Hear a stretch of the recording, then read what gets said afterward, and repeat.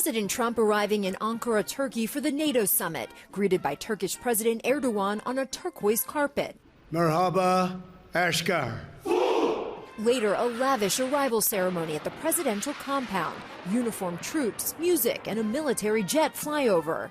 During their one-on-one meeting, President Trump emphasizing his close ties with Erdogan. If it weren't held in Turkey, where my friend happens to be a very strong leader, a very strong person, it's possible that I wouldn't have attended. But the president's relationships with NATO leaders has grown increasingly tense. I was very disappointed with NATO. The president has floated the idea of the U.S. leaving NATO, something he could not do unilaterally. Earlier this year, he threatened to take Greenland, European countries rallying around that nation's sovereignty. And President Trump put immense pressure on NATO allies to join the U.S. in its war against Iran, framing it as a test of their loyalty. But they did not budge.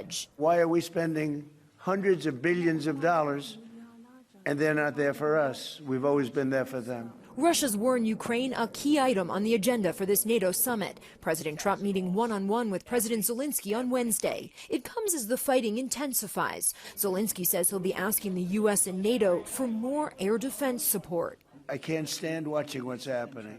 I've seen the pictures of those battlefields, and it's a drone war. It's a war of drones.